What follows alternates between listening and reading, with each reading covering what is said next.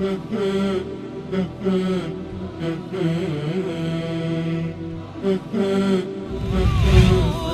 على الحسن العبقى فالورد تضوع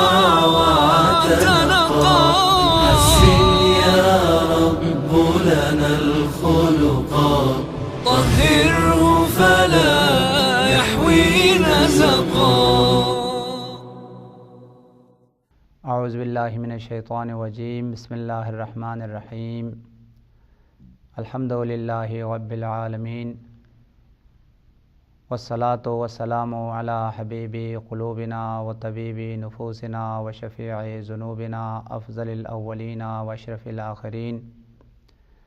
العبد المعیت الرسول المسدد المحمود الاحمد ابی القاسم محمد. اللہم صلی علی محمد وآل محمد وعجل فرجہم وأهل بيته الطيبين الطاهرين المعصومين المظلومين الغر الميامين الذين أذهب الله عنهم الرجس وطهرهم تطهيرا. اللهم صل على محمد وآل محمد وعجل فرجهم. بسم الله الرحمن الرحيم. وَلَكُمْ فِي رَسُولِ اللَّهِ أُسْوَةٌ حَسَنَةٌ لمن كان يرجو الله واليوم الآخر وذكر الله كثيرا. وقال رسول الله صلى الله عليه وآله وسلم إنما بعثت لأتمم مكارم الأخلاق. عليكم بمكارم الأخلاق فإن الله بعثني بها. ومن مكارم الأخلاق أن تعفو عمن ظلمه وأن تصل عمن قطعه وتعطي عمن حرمه وتعود إلى من لا يعود. مومنین کرام، اس سے پہلے آپ کی خدمت میں اخلاق کی تعریف اور اخلاق کے مفہوم کو بیان کیا گیا روایات کی روشنی میں اور آل محمد کے ارشادات کی روشنی میں، اور ساتھ ساتھ علماء اخلاق نے جو اخلاق کا مفہوم اور تعریف بیان کی ہے وہ مفصلاً بزرگان کی زبانی اور معتبر اور مستند کتابوں کی روشنی میں آپ کی خدمت میں بیان کیا، اور ساتھ ساتھ یہ جملہ عرض کیا کہ حقیقت میں کوئی شخص اگر اخلاق کو سمجھنا چاہتا ہے اور اپنی زندگی میں اگر اخلاق کو اپنانا چاہتا ہے تو اخلاق کے لیے جو تصویر پیش کی ہے اسلام نے، اخلاق کے لیے جو مجسم نمونہ خالق دو جہان نے بشریت کے لیے عطا کیا ہے وہ رسول اللہ کی ذات ہے. لہٰذا رسول اللہ کی زندگی کے آئینے میں مکمل طور پر اخلاق کی جو تصویر ہے، اخلاق کی جو صورت ہے، اخلاق کی جو شکل ہے، وہ مجسم ہو کر رسول اللہ کی زندگی میں ہمیں تمام اخلاقی قوانین، اخلاقی دستورات اور اخلاقی تمام فضائل و کمالات جو ہے وہ اس کا مجسم جو نمونہ ہے وہ سرور کائنات کی ذات ہے. لہٰذا ہمیں اخلاق کو سمجھنے کے لیے اور اخلاقی زندگی کو اپنانے کے لیے سرور کائنات کی زندگی کا مطالعہ نہایت ضروری ہے، اور پیغمبر کی زندگی میں ہمیں دنیا اور آخرت دونوں کی سعادت کو پانے کے لیے، خدا کی رضا کو پانے کے لیے، تقرب اللہ کو پانے کے لیے کس طرح ایک مومن کو زندگی کرنی چاہیے اور کس طرح زندگی بسر کرنی چاہیے، اور مکمل جو کامل نمونہ ہے، جامع نمونہ ہے، مفصل جو نمونہ ہے پوری بشریت کے لیے، پوری انسانیت کے لیے اور تمام کائنات کے مومنین کے لیے، وہ سرور کائنات کی زندگی ہے. اسی لیے قرآن نے بار بار رحمت للعالمین کی زندگی کو سمجھنے کی تاکید کی ہے اور ان کی زندگی کو اپنانے کی تاکید کی ہے اور ان کو زندگی کو نمونہ قرار دینے کی تاکید کی ہے. وہ ہستی جو مجسمہ اسلام ہے، مجسمہ شریعت ہے، مجسمہ اخلاق ہے، مجسمہ کمال ہے، تمام انسانی زندگیوں کے کمالات، فضائل اور خوبیاں یکجا ہو کر جس کی زندگی میں ملتی ہے وہ سرور کائنات کی زندگی ہے. لہٰذا جو شخص کمال کو پانا چاہتا ہے اور جو ایک کامیاب زندگی بسر کرنا چاہتا ہے اس کے لیے ممکن نہیں ہے جب تک کہ پیغمبر کی زندگی کو نہ سمجھا جائے، پیغمبر کی زندگی کے بہترین نمونے سامنے رکھ کر پیغمبر کی زندگی کی روشنی میں ان کی تعلیمات پر عمل کرتے ہوئے، ان کے دیے ہوئے اعلیٰ نمونوں پر عمل کرتے ہوئے جب تک زندگی بسر نہیں کریں گے تو وہ نہ وہ اخلاقی زندگی بسر کر سکتا ہے، نہ وہ ایک کامیاب زندگی کو جو ہے وہ پا سکتا ہے۔ لہٰذا بہترین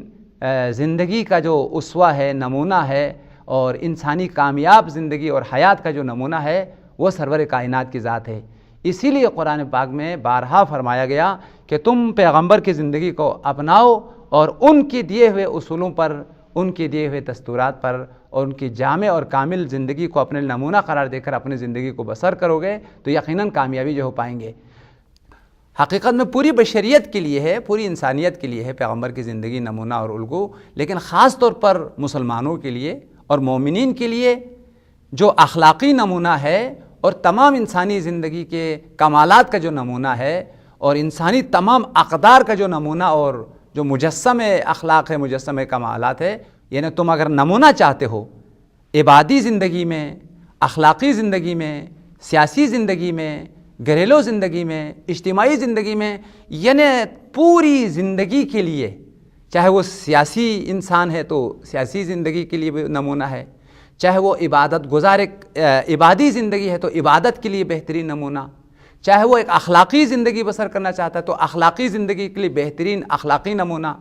چاہے وہ اجتماعی زندگی بسر کرنا چاہتا تو اجتماعی زندگی کے لیے بھی بہترین نمونہ پیغمبر کی ذات ہے۔ اسی طرح سے وہ انفرادی زندگی یا گھریلو زندگی اپنی فیملی کے ساتھ، اپنے گھر والوں کے ساتھ، اپنے خانوادے کے ساتھ ایک خوشحال زندگی بسر کرنا چاہتا ہے تو اس کے لیے بہترین جو زندگی اسلام نے معرفی کیا ہے، قرآن نے معرفی کیا ہے، ہر لحاظ سے جو کامل و جامع زندگی ہے وہ سرور کائنات کی زندگی ہے۔ ان لوگوں کے لیے جو خدا کی ذات پر امید رکھتے ہیں، قیامت پر ایمان رکھتے ہیں، وذکر اللہ کثیرا، اور کثرت کے ساتھ خدا کو یاد کرنے والے ہیں، ان لوگوں کے لیے بہترین جو نمونہ ہے وہ پیغمبر کی ذات ہے۔ جو کچھ رسول اللہ تمہیں دے اسے لے لو، یعنی تمہاری زندگی کے لیے معیار سرور کائنات ہے۔ پیغمبر جو تمہیں دے رہا ہے واجبات کی صورت میں، مستحبات کی صورت میں، شریعت کی تعلیمات کی صورت میں، اخلاقی اصولوں کی صورت میں، مختلف زندگی کے پہلوؤں کو سامنے رکھتے ہوئے جو کچھ تمہیں پیغمبر دستور دے رہے ہیں، اخلاقی طور پر یا فقہی طور پر مختلف جو پیغمبر کی زندگی میں تمہیں اصول دیے جا رہے ہیں، بتائے جا رہے ہیں، ان اصولوں کو اپنا لو۔ اخلاقی کمالات کو پیغمبر کی زندگی سے لے لو، اور جتنے بھی تمہاری زندگی کے لیے عبادت کس طرح کرنی چاہیے یہ پیغمبر کی زندگی سے لے لو، لوگوں کے ساتھ کس طرح ملنا چاہیے، کس طرح برتاؤ کرنا چاہیے، زندگی کا طرز، معاشرت کا جو طریقہ ہے وہ پیغمبر کی زندگی سے لے لو۔ لہٰذا کتنا کامل اور جامع آیت ہے، پوری زندگی کو لینے کے لیے جو نمونہ دیا گیا وہ پیغمبر کی ذات ہے۔ ما آتاکم الرسول فخذوہ، جو کچھ رسول اللہ تمہیں دے اسے تم لے لو، اسے اپنا لو، اس کو جو ہے نا تم اپنے لیے نمونہ جو اور اس کو آئیڈیل جو ہے نا وہ قرار دے دو۔ وما نہاکم عنہ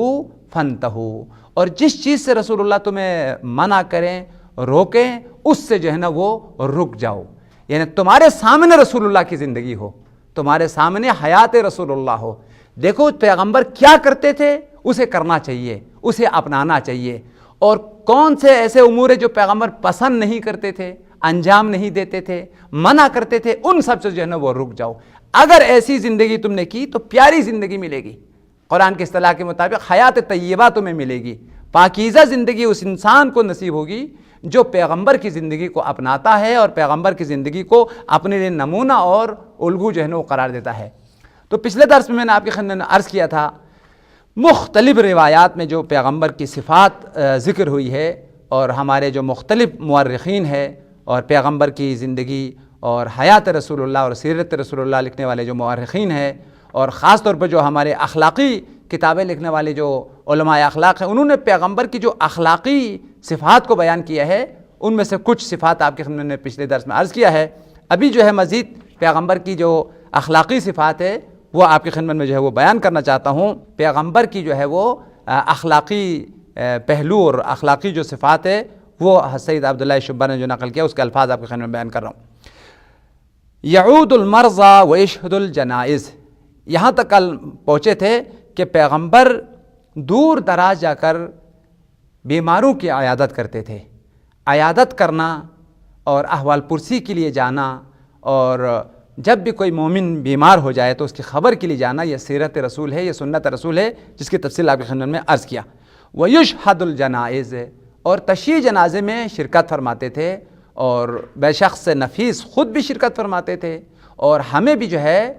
نماز جنازے میں شریک ہونے کی بہت زیادہ تاکید کی ہے، بہت زیادہ جو ہے تلقین کی ہے، اور بہت زیادہ اس کا اجر و ثواب جو ہے وہ بیان کیا گیا ہے۔ لہٰذا پیغمبر کی سنت پر، پیغمبر کی سیرت پر عمل کرنے والے مومنین کے لیے ضروری ہے، جہاں کہیں بھی اگر کسی مومن کی وفات کی اگر خبر ملتی ہے تو وہاں اس کی تسلیت کے لیے چلے جائیں، ان کی تعزیت کے لیے چلے جائیں، انہیں تسلیت دیں، ان کے مرحوم کے لیے فاتحہ خوانی جو ہے نا وہ کریں، اور خاص طور پر جب جنازے کے تشییع کا وقت ہو تو اس کی تشییع جنازے میں شریک ہونا یہ سنت رسول ہے، یہ سیرت رسول ہے، اور یہ گناہوں کی مغفرت کے لیے بہت بڑا جو ہے نا وہ وسیلہ ہے۔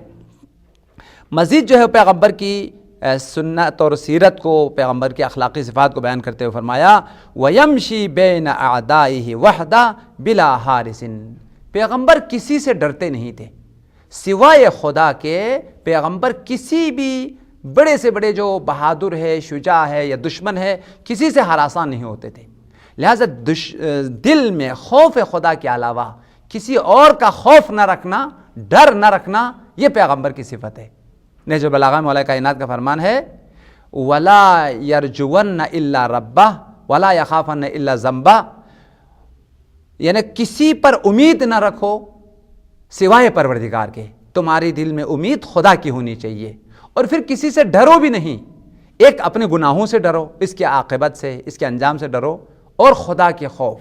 عقاب الہی، عذاب الہی، خدا کے غضب سے، خدا کی ناراضگی سے جو ہے وہ ڈرو۔ لہٰذا پیغمبر کی ذات حقیقت میں خوف خدا کا ایک اعلیٰ اور کامل جو ہے وہ نمونہ ہے۔ خدا کے علاوہ پیغمبر کسی سے ڈرتے نہیں تھے اور کسی سے خوف زدہ نہیں ہوتے تھے، خاص طور پر جو بڑے سے بڑے دشمن ہیں ان کے سامنے چل جاتے تھے بغیر کسی پاسدار کے، بغیر کسی محافظ کے، اور کسی سے نہیں ڈرتے تھے۔ یہاں روایت میں آیا وَيَمْشِي بَيْنَ أَعْدَائِهِ وَحْدَهُ بِلَا حَارِسٍ، دشمنوں کے درمیان چلتے تھے بغیر کسی خوف کے، بغیر کسی گھبراہٹ کے، وحدہ تن و تنہا، بلا حارسن، بغیر کسی محافظ کے۔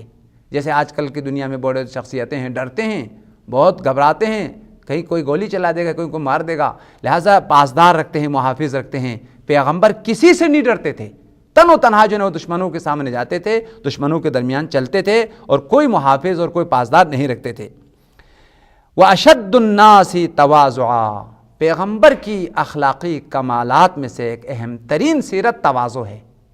تواضع کی بڑی تاکید کی، تواضع کی بڑی فضیلت بیان کی، اور اس کے مقابل میں تکبر کی اور غرور کی بڑی جو ہے وہ مذمت کی۔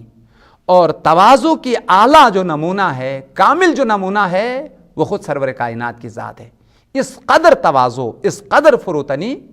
کہ ابھی انشاءاللہ ہم روایت میں پڑھیں گے، فقیروں کے پاس بیٹھتے تھے، فقیروں کے ساتھ کھانا کھاتے تھے، خاک پر، زمین پر بیٹھ کر کھانا کھاتے تھے، اور یہاں تک کہ فرماتے تھے مسکین جالس مع المساکین، فقیر جالس مع الفقراء، میں بھی مسکین ہوں، خدا کا مسکین ہوں، در الہی کا مسکین ہوں، اور مسکینوں کے ساتھ بیٹھنے کو بہت پسند کرتا ہوں۔ میں بھی فقیر ہوں، الفقر فخری، فقر میرا فخر ہے، یعنی خدا کی طرح محتاج ہونا یہی میرا فخر ہے، یہی میرا جو ہے نا وہ میرے لیے ابوہت اور عظمت کا سبب ہے۔ یعنی انسان کی زندگی میں خدا کی طرف مانگنا، خدا کی بارگاہ میں دعا کرنا اور خدا سے تقاضا کرنا، یہ فخر ہے، یہ انسان کے لیے کمال کا سبب ہے۔ لہٰذا فرماتے تھے کہ الفقر فخری، فقر الی اللہ جو ہے وہ میرا فخر ہے، اور میرے لیے یہ سب سے بڑی جو ہے نا عظمت ہے۔ لہٰذا پیغمبر تواضع کے میدان میں بہترین نمونہ اور بہترین جو ہے وہ الگو ہے، تکبر سے، غرور سے بہت زیادہ دور تھے، اور فروتنی اور تواضع جو ہے وہ آپ کی پہچان ہے۔ اور غریبوں کے ساتھ بیٹھنا، غریبوں کو سلام کرنا، غریبوں کے ساتھ کھانا، یہ پیغمبر کی تواضع کی اعلیٰ جو ہے وہ مثال ہے۔ اس لیے مورخین نے فرمایا اشد الناس تواضعا، تواضع کی میدان میں سب سے اعلیٰ جو نمونہ ہے تواضع کی، وہ خود سرور کائنات کی ذات ہے۔ وَلَمْ يَشْبَعْ ثَلَاثَةَ أَيَّامٍ مُتَوَالِيَةً حَتَّى لَقِيَ اللَّهَ، 3 دن مسلسل سیر ہو کر پیٹ بھر کے کھانا نہیں کھایا۔ ایک دن کھانا تناول فرماتے تھے اور دوسرے دن پیٹ کو خالی رکھتے تھے۔ 3 دن مسلسل پیٹ بھر کے جو ہے نا کھانا نہیں کھایا ہے۔ یہاں روایت میں آیا وَلَمْ يَشْبَعْ ثَلَاثَةَ أَيَّامٍ مُتَوَالِيَةً حَتَّى لَقِيَ اللَّهَ، 3 دن سیر ہو کر کھانا نہیں کھایا، یہاں تک کہ بارگاہ الہی میں چلے گئے، خدا سے ملاقات کی۔ شاید اس کا مقصد یہ ہو فقیروں کی غربت کا احساس ہو، مسکینوں کی غربت کا احساس ہو، بھوک کا احساس ہو، جسے روایات میں آیا ہے کہ اللہ تعالیٰ نے روزے کو اس لیے واجب قرار دیا ہے تاکہ انسان غریبوں کے فقر کا احساس کرے۔ حضرت صادق آل محمد کا فرمان ہے کہ روزے کو واجب کرنے کی بہت ساری حکمتیں ہیں، ان میں سے یہ ہے لِيَجِدَ الْغَنِيُّ مَسَّ الْجُوعِ،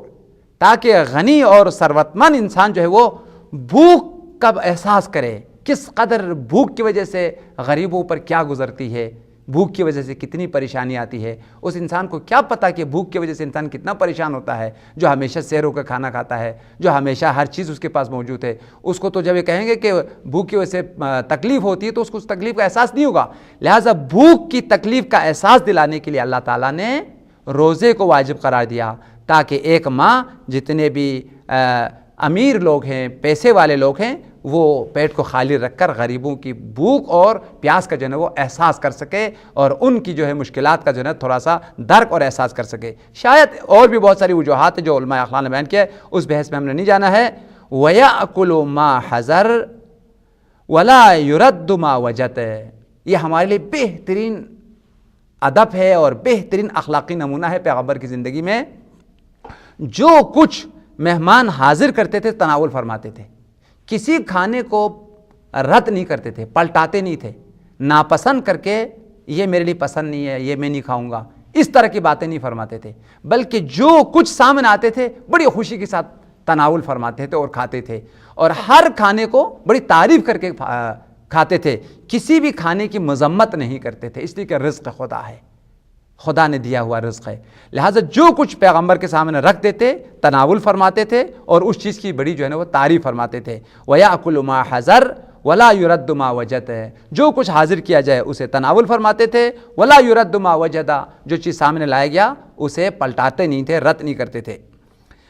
وَلَا يَتَوَرَّعْ مِن طَعَامٍ حَلَالٍ، اور جو بھی حلال روزی ہو، حلال رزق ہو، کسی مومن نے اگر ان کے سامنے لایا ہے تو اس سے پرہیز نہیں کرتے تھے، جو بھی سامنے آتا تھا اسے تناول فرماتے تھے، اور یہ نہیں فرماتے تھے کہ میں یہ نہیں کھاتا ہوں، یہ مجھے پسند نہیں ہے، یہ اچھی چیز نہیں ہے، اور یہ میری مزاج کے مطابق نہیں ہے، اس قسم کی باتیں نہیں فرماتے تھے، بلکہ جو بھی سامنے آئے انتہائی خوشی کے ساتھ تناول فرماتے تھے، اور حلال غذاؤں کو رد نہیں فرماتے تھے۔ وَيَلْبِسُ مَا وَجَدَ، اور لباس میں بھی جو بھی لباس میسر ہو، جو بھی لباس پیغمبر کے لیے فراہم ہو، اس لباس کو جو ہے نا وہ پہنتے تھے۔ لباس کے حوالے سے کوئی خاص انتخاب نہیں ہے، جو بھی لباس پیغمبر کے لیے میسر ہو اسے جو ہے نا وہ پہنتے تھے اور اس سے جو ہے نا وہ استفادہ کرتے تھے۔ البتہ روایات میں آیا ہے کہ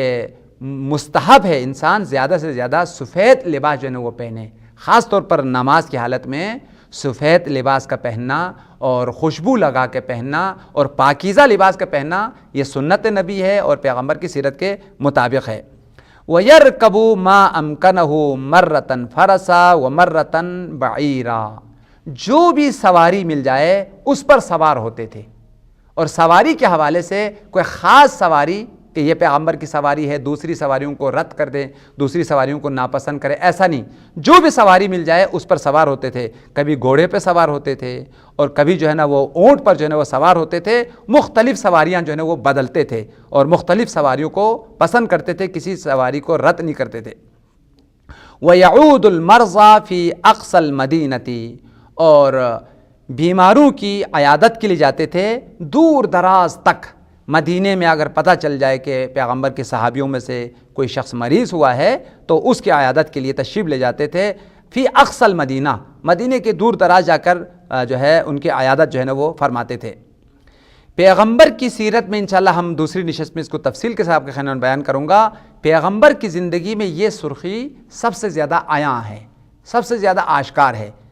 پیغمبر خوشبو کو بہت پسند فرماتے تھے، انشاءاللہ آنے والے درس میں ہم اس کو تفصیل کے ساتھ بیان کریں گے۔ وَيُحِبُّ الطِّيبَ، خوشبو سے بہت محبت رکھتے تھے۔ نماز کے وقت خوشبو لگاتے تھے، مہمانیاں کے یہاں جب جاتے تھے خوشبو لگاتے تھے، اور یہاں تک کہ انشاءاللہ بعد میں آپ کی خدمت میں عرض کروں گا کھانے پینے سے زیادہ پیغمبر کا خرچہ خوشبو کے اوپر ہوتا تھا، یعنی اس قدر پیغمبر خوشبو پر خرچ کرتے تھے۔ حضرت صادق آل محمد کا فرمان ہے وَيُنْفِقُ رسول اللہ علی الطیب اکثر مما یتناول، یعنی جو کھاتے تھے پیتے تھے اس سے زیادہ خوشبو پر پیغمبر خرچ کرتے تھے۔ لہٰذا خوشبو لگانا پیغمبر کی سنت ہے، پیغمبر کی سیرت ہے۔ خاص طور پر جب نماز کے وقت ہم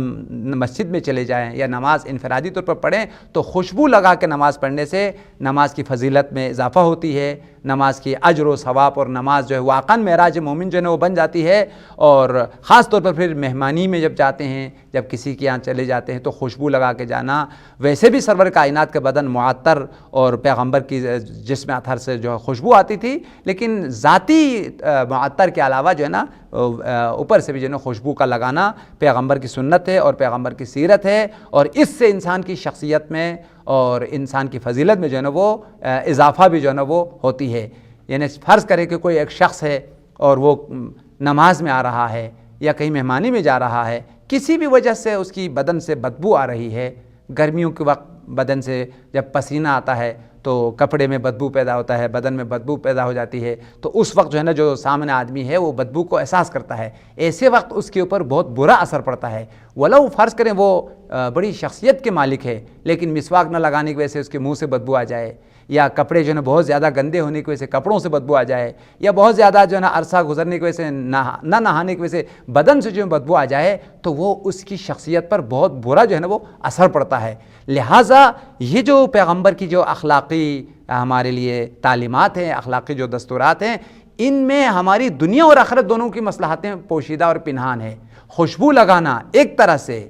عبادتوں کی اجر و ثواب کا اضافے کا باعث ہے، اور دوسری طرف سے اس کی شخصیت کی عظمت کی سبب ہے، شخصیت کی بزرگی کی سبب ہے، بلندی کی جو ہے نا وہ سبب ہے، اور لوگوں کی نفرتوں سے بھی جو ہے نا وہ انسان بچ جاتا ہے۔ وہ انسان جس کی بدن سے بدبو آ رہا ہو، منہ سے بدبو آ رہا ہو، لباس سے بدبو آ رہا ہو، باعث نفرت ہے، باعث کراہت ہے، اور اس کے مقابل میں بہترین بن ٹھن کے خوشبو لگا کے بہترین کپڑے پہن کے لوگوں کے سامنے آیا ہے، تو اس کی شخصیت میں اور اس کی عظمت میں اور اس کی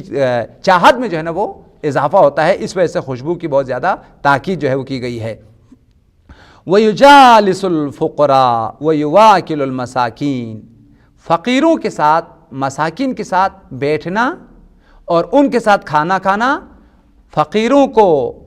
نوازنا اور فقیروں کے ساتھ پیار کرنا، محبت کرنا، یہ پیغمبر کی سیرت ہے۔ دنیا والے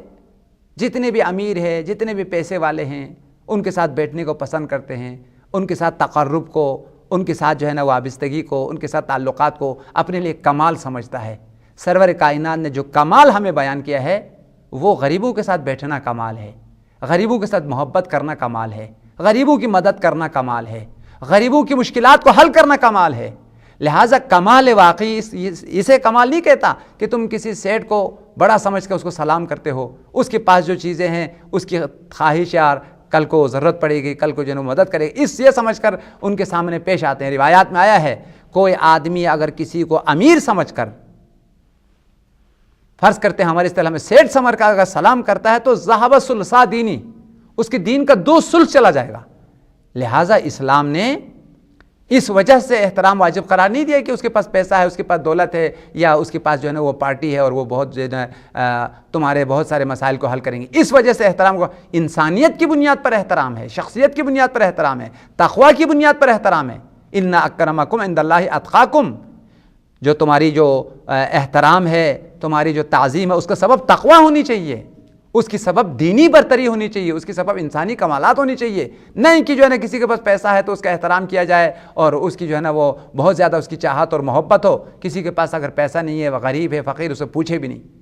یہ ہماری جو معاشرے کی بدتری یا ابتری یا ہمارے معاشرے کی جو ذوب و حالی کی جو سبب ہو یہی ہے۔ ہم نے پیغمبر کی تعلیمات کو چھوڑ دیا ہے،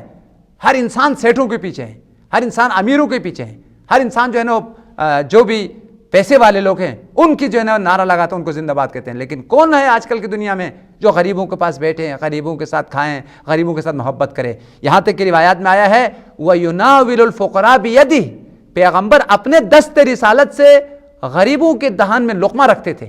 اپنے ہاتھ سے ان کو کھلاتے تھے، نہ تنہا ان کے کھانا فراہم کرتے تھے، ان کی زندگیوں میں مدد کرتے تھے، نہ تنہا ساتھ بیٹھتے تھے، ساتھ بیٹھنے کو پسند کرتے تھے، بلکہ اس قدر تواضع، اس قدر فروتنی، غریبوں کے پاس بیٹھ کر اپنے دست رسالت سے ان کے دہان میں لقمہ رکھتے تھے۔ یہ ان کی کمال تواضع ہے، یہ ہے پیغمبر کی اخلاقی صفات، کہ نہ تنہا تم غریبوں سے محبت کرو، ان کے مشکلات کو حل کرو، بلکہ مٹا دو اپنی ہستی کو۔ اگر کچھ مرتبہ چاہے کہ دانہ خاک میں مل کر گل و گلزار بنتا ہے، کہ تم خاکی انسانوں کے ساتھ بیٹھو گے، ان کے ساتھ زندگی بسر کرو گے، تو اس خاک سے عرش الہی پہ پہنچتا ہے۔ لہٰذا خدا نخواستہ اگر فقیر سے نفرت کیا جائے، غریبوں سے دوری اختیار کیا جائے، تو یہ پیغمبر کی سیرت کے خلاف ہے، اور یہ پیغمبر کی سنت کے خلاف ہے۔ پیغمبر کی سیرت جو روایات میں بیان کی گئی ہے وہ یہ ہے، یجالس الفقراء ویوانس المساکین، مسکینوں سے انس اور محبت رکھتے ہیں اور فقراء کو کھلاتے ہیں۔ البتہ اس کا مطلب یہ نہیں ہے کہ جو غیر فقیر ہو اور جو پیسے والے ہوں ان سے نفرت کیا جائے، ان سے دوری اختیار کیا جائے، اس کا مطلب یہ نہیں ہے۔ ان کے ساتھ بھی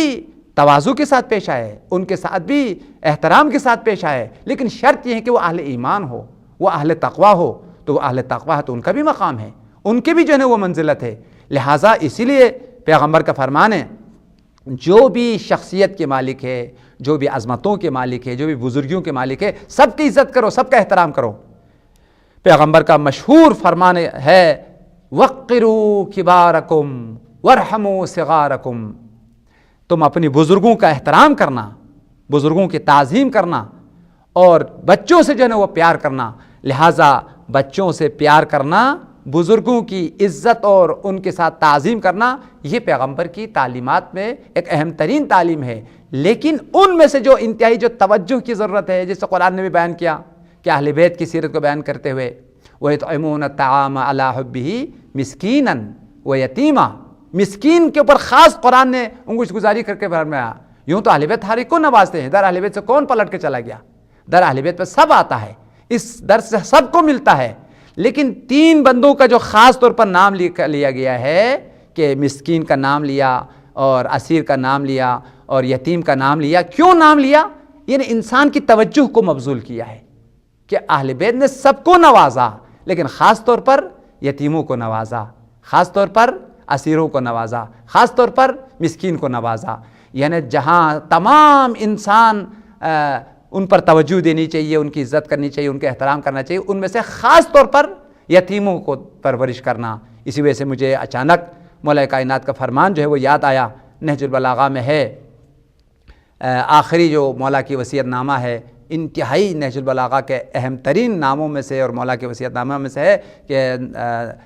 خط نمبر 47 میں ہے، اللہ اللہ فی الایتام فإنہم لا یغب افواہکم،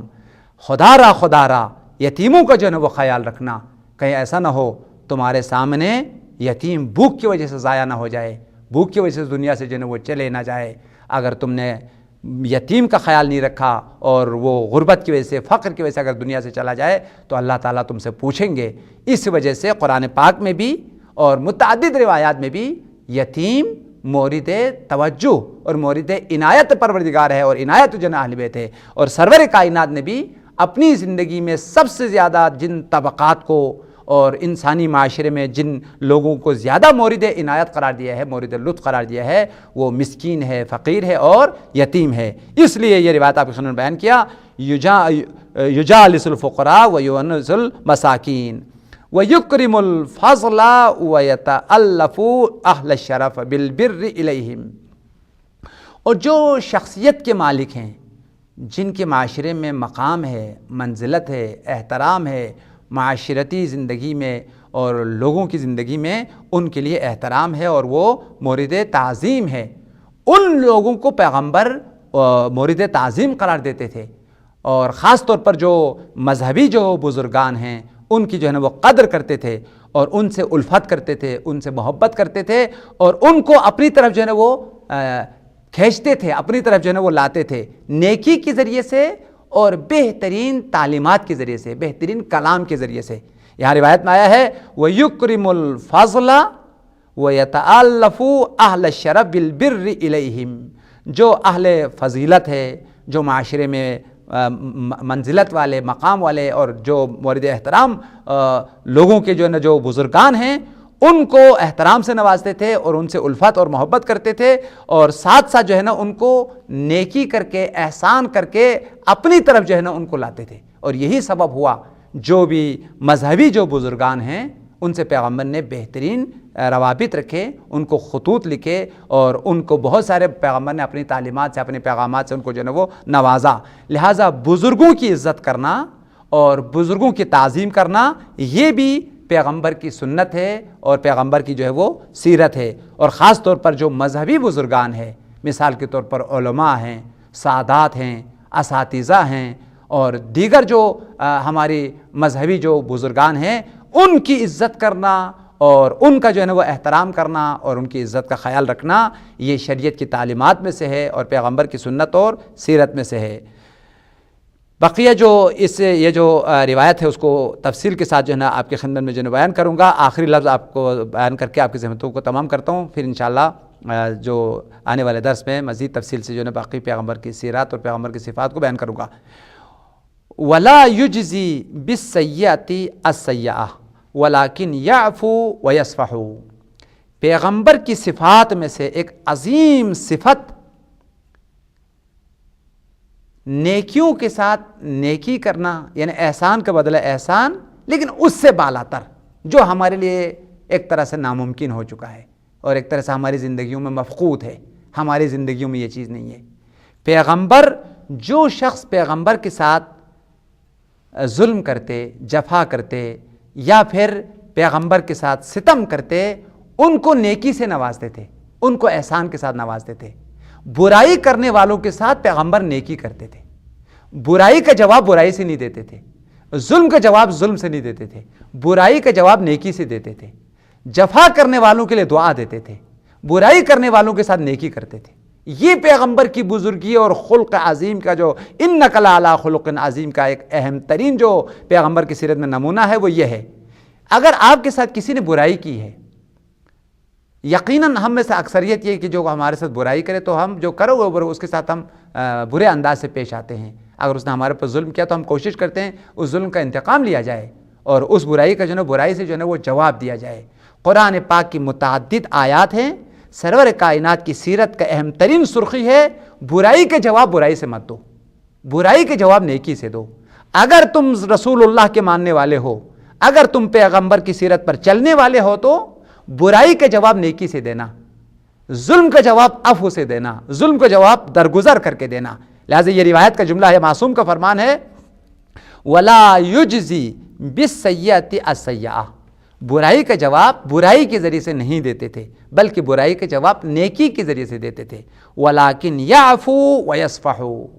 بہت ساری جو پیغمبر کی شان میں جو گستاخیاں کی گئی ہے، مشرکین گستاخی کرتے تھے، نادان لوگ گستاخی کرتے تھے، الفاظ کے طور پر، کردار کے طور پر کتنی گستاخیاں جو ہے نا پیغمبر کے شان میں جو ہے کی گئی۔ پیغمبر کی سیرت یہ تھی کہ جو برائی کرنے والے ہیں ان کو نصیحت کرتے تھے، ان کو ہدایت کرتے تھے، ان کی ہدایت کے لیے دعا فرماتے تھے، اللہم اہد قومی فانہم لا یعلمون۔ خدایا میری قوم کو ہدایت فرما، اور میری قوم جو ہے ان کو میری شان اور میری عظمت کا علم نہیں ہے۔ لہٰذا ہمیں پیغمبر کی سیرت کو اپناتے ہوئے اگر کوئی ہمارے